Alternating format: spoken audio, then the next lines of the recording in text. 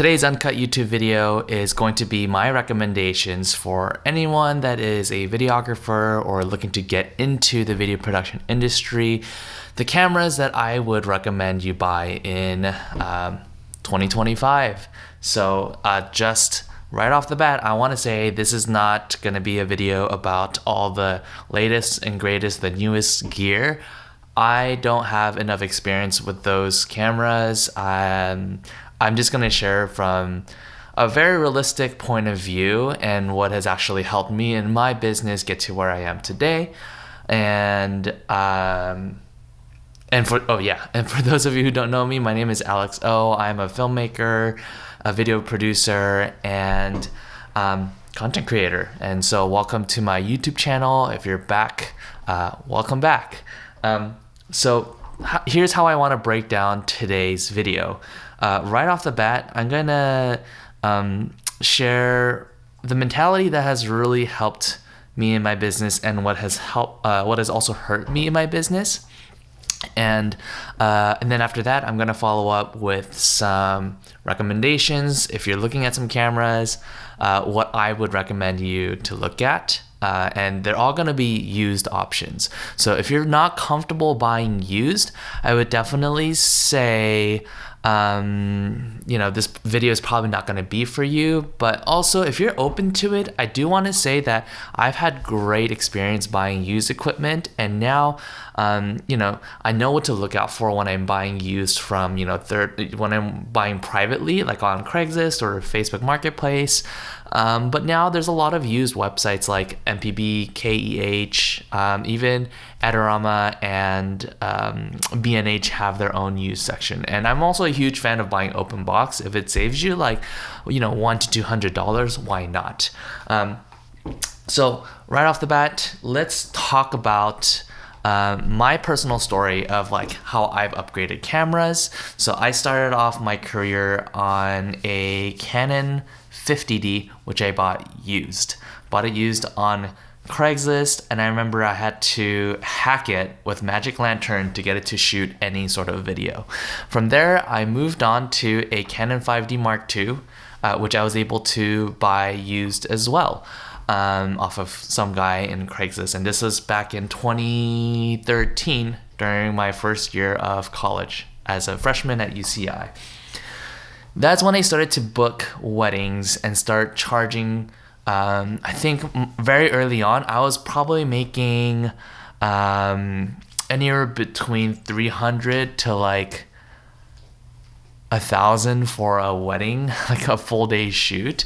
And at the time, the 5D Mark II was a great option because it was getting me into that full frame capability. And shortly after, in 2014, the 5D Mark III came out. I might be wrong. Maybe the 5D Mark IV came out. I'm losing track of all the different years. But here is my Canon 5D Mark III, which really helped me grow and build my career. This is the 5D Mark III I bought new. This was I think the first time I bought a new camera, because before I was on a bunch of just whatever I could find used. And I was paying for all of that with my money that I earned as a math tutor. So I used to work, I used to tutor college kids back in high school. I used to tutor my high school friends on AP calculus and whatnot. And I made $15 an hour. And over time, I saved that up and I bought a 5D Mark II used. The 5D Mark III, I bought it brand new on a Black Friday sale. And I remember opening up a credit card to buy it. And that was honestly, it helped me get a really nice camera body at the time, but looking back, I really didn't need to go into depth to buy gear and again, this is really for anyone that wants to start a video production business or already has gotten started and, maybe you got a couple clients and you're looking to upgrade. So thinking back to that, I just think that maybe... And of course, everyone's financial situations are different. And if you can afford it, then by all means, go buy the newest, latest, and greatest equipment. For me, the 5D Mark III at the time was a splurge. It was it was just under $3,000. And I bought it on a credit card. and I just don't think that I'm at a point in my life now where I'm comfortable using used gear. I don't need the greatest brand new, equipment. So, and I hope that, because on YouTube you're gonna find a lot of people sharing about, get the, Canon R5 Mark II, or the Sony A7 II just came out, and there's just gonna be so much buzz around like what it can do and what older bodies can't do. I just want to maybe push against that a little bit and just offer a perspective that I think that the 5D Mark III is still a fantastic camera. I think it does, in this day and age though, I think eye autofocus is definitely a really, really good feature to have on a camera, and you can find it on a camera that's much cheaper than the 5D Mark III. So, with that said, the 5D Mark III was a new camera purchase for me. And then, you know what? I'm also going to add a timestamp. I'm going to add chapters, so you can just skip all this as I share about like my past like equipment purchases. So you can just go right to my gear recommendations. So on the little bar down below, you'll see like the next chapter, which is going to be my recommendations.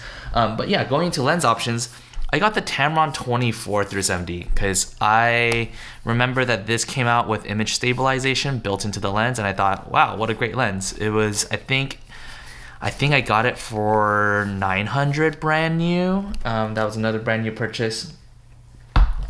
The Sigma 35 1.4. This one I bought used for $600 because the new Canon 35, a new one of these was like $1,000, and a new Canon 35 was like, I don't know, 12, 14, 1500. And then this one is the Tokina 16 through 28 f2.8. This is like it's much older than the Opera version that came out. So this is all my I got this used. I got this used also for $400. So again, I didn't need the 5D Mark III, but I got it because I was starting to do a lot of wedding shoots. I was starting to just get more gigs, that I felt that getting a 5D Mark III was appropriate. But looking back, if I had the knowledge that I have today, 5 to 10 years later, I personally would advise my younger self to not get the 5D Mark III. There's no reason to get the 5D Mark III unless I was, doing so much better financially that I just but I was single. I was a college student. I was young, and I thought that was the best use of my money. So, it worked. It worked out, but I do think that earlier on, it's more important to invest in your skill set, invest in opportunities for networking and advertising. And that's what I would advise anyone that's starting off. If you're limited on budget, just get the cheapest gear that you can. And fortunately for you, this is a great segue to the next chapter. Fortunately for you, there's so much gear being turned around. I know so many of my friends who are buying equipment, and then a year, 2 years later, they've sold off their newest camera to buy the next newest camera. And I think this is not good practice, but it floods the used marketplace with some very lightly used equipment at really, really great prices. So let's get into it. Full disclosure, at some point I did switch from Canon to Sony, and right now my main photo camera is a Sony A7 IV. And so to start off our recommendations, I'm going to recommend the Sony A7 IV used. You can buy it pretty affordable online new right now. Let's see, A7 IV new right now is going to run you, the prices went up. Literally yesterday, it was $2,099. It is back up to $2,500 for a brand new Sony A7 IV. So again, I'm not recommending you buy a brand new Sony A7 IV, but right here on my screen, I have MPB pulled up, and the Sony A7 IV, let's see, is going for $1,829. In what condition? There are so many like new A7 IVs for 1900 right now. And then yeah, as you get down to like the 1800s, it's still in excellent condition. So this is probably the number one camera I would recommend to anyone that's looking to get into that professional level of production. The A7 IV is fantastic. If you're gonna need something that's a little bit better in terms of photography capabilities, maybe you're at Sony A7 III and you want to upgrade to something a little bit nicer and leapfrog the A7 IV. My advice to you then would be to get the Sony A7R V. So for anyone that's more photocentric, the A7R V is gonna be a great used option that you can find.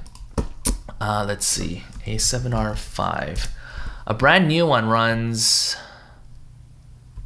$38.99, but you can get a used excellent condition for $3,000. And if you search around on I would say like either Marketplace or Craigslist, or like you just like start to DM other photographers on Instagram that might be letting go of like their A7R Vs, you might be even score something even under 3,000.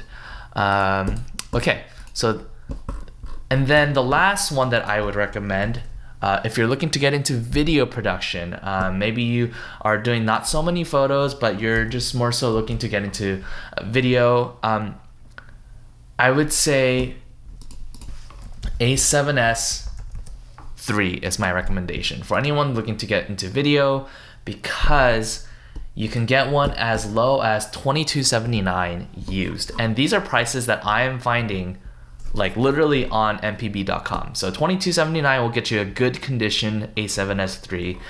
If you bump it up to $24.59, that's gonna get you an excellent condition A7S III. And these cameras, they're not the latest and greatest, but like these are, relatively new, and they all produce fantastic images. They're gonna be more than enough if what you're doing is for digital delivery. So like if you're doing content creation professionally for other people, and you're doing digital ads, things that are going to be going up on Instagram, TikTok, YouTube, like all of these camera recommendations are going to be more than what you need for that.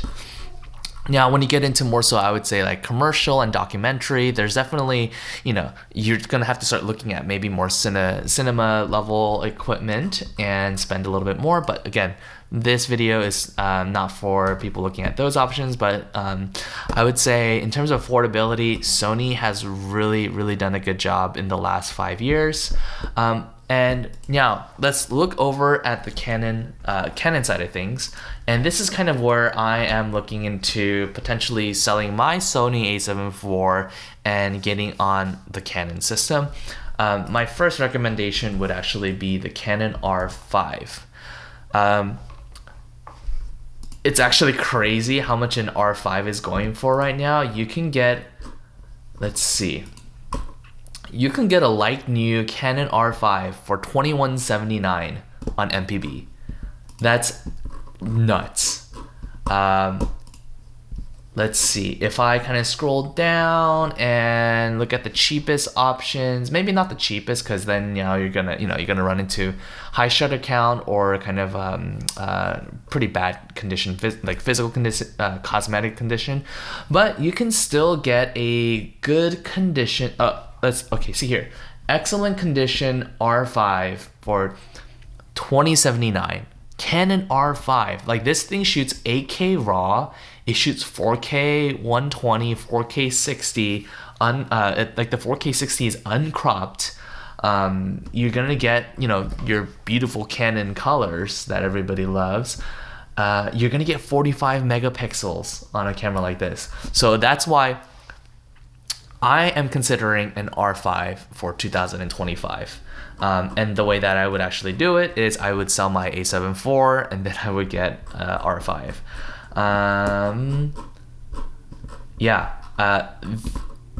The R5 is such a good deal used. The next one that I would look at, the next camera that I would look at actually would be the Canon. Well, before I say it, okay. The next camera, if you want Canon and you want to go used, look at the Canon R.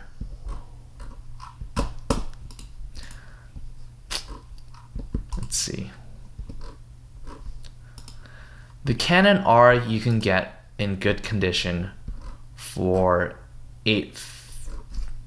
somewhere in the 800s, anywhere between $800 and $900.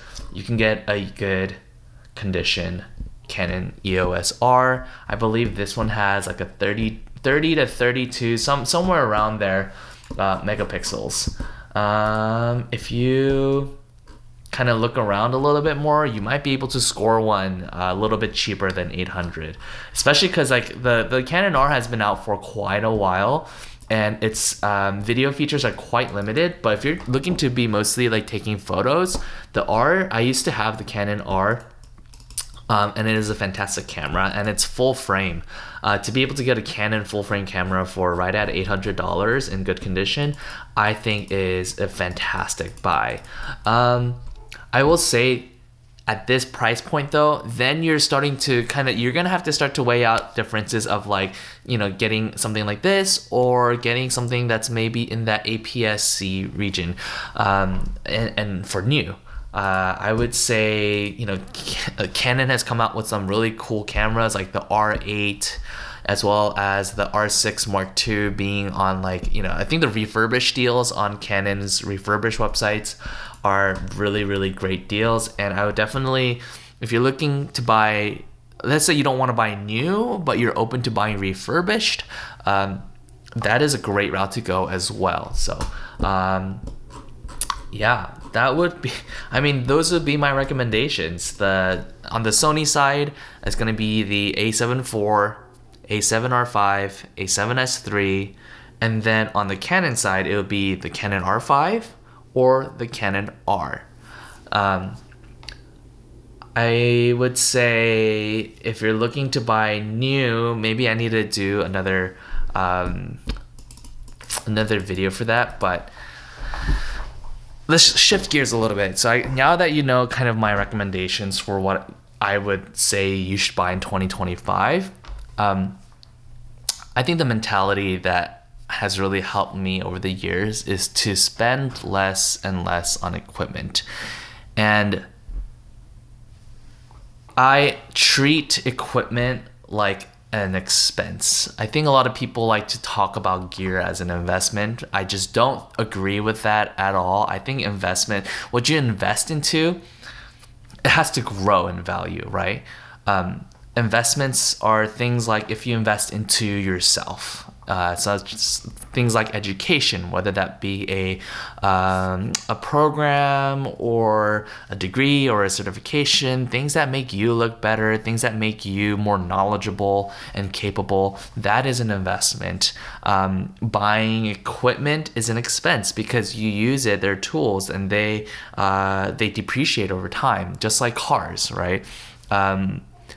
Cars also depreciate, and if you use that same analogy, if you're buying new, you're the one that's eating the cost of depreciation. So if you decide to buy a brand new camera, just like a brand new car, if you drive it off the lot, you start using this camera and it passes its return period, your camera will drop in value the moment that like you can't return it anymore. And you're gonna be out that money. And so for me, I found that it's been a lot more helpful to buy used equipment that has already seen that depreciation. And in today's day and age, where people are consuming like crazy and just buying and upgrading cameras every year, it's flooded the used marketplace with really, really low use equipment. And even the camera that I'm shooting on right now, the cinema camera C70, I bought it on a liquidation for about half the price that it was brand new. And I always go this route of buying used equipment with either low use or even medium use, because these cameras, especially big manufacturers like Canon and Sony, these things are, especially the professional stuff, they're built to take a decent beating. They're built to, you know, be workhorses and withstand that professional use. Most of the the people that are the most successful that I know in my own network, a lot of them aren't shooting on the brand new camera that just came out, and they are rarely upgrading. And I think there's something there. I think if you're constantly thinking about like, what do I get next? What should I upgrade to? It can be a trap. It can be a money trap. You're just spending a lot of money all the time. And I think it can also be a time trap, because now you're constantly spending time doing the research and trying to figure out like, where can I get better quality, quote unquote quality.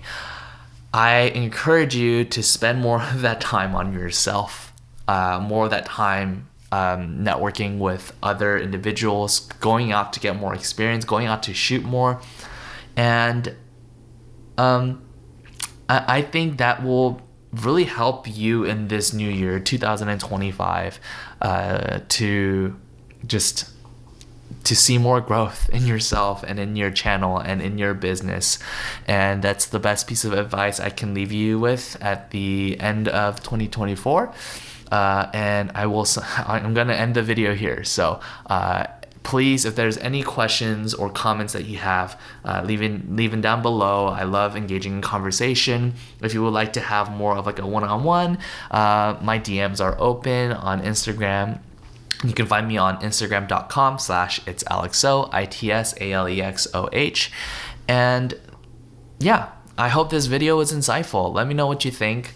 And I will be back. I have a few days that I'm going to be taking to catch up on work, as well as celebrate the new year with some friends, family, and I will be keeping up, posting and sharing on YouTube. I mean, there are going to be uncut videos like this and not edited, but I hope that as the channel grows, we'll get to that point. I'll get to the point of where I could take more time to edit these videos, or even just script some of these and do a little bit more research. But I do hope that at the least, if you've stuck around to this point and you've listened, this can be a great way to open conversation, and a way for me to connect with you to connect with me. And please, again, use the comment section to leave any questions you have down below.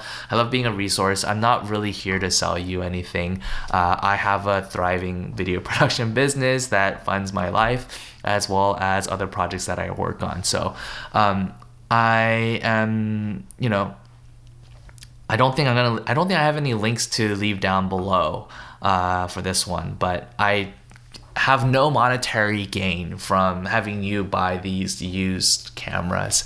I really am just sharing because this is genuinely what I would do if, say, like I lost all my equipment and I had to start from scratch. And again, I'm giving you the advice that I would take, because I am looking at, potentially upgrading my camera, and I'm just gonna go get a used R5 rather than buying brand new again. I don't know. There's just a lot of money there's just so many ways that you could spend your money that I think is more beneficial to you and your business. And oh my gosh, I'm rambling on at this point, but I hope you have a good new year. And I will see you on the next one. Peace.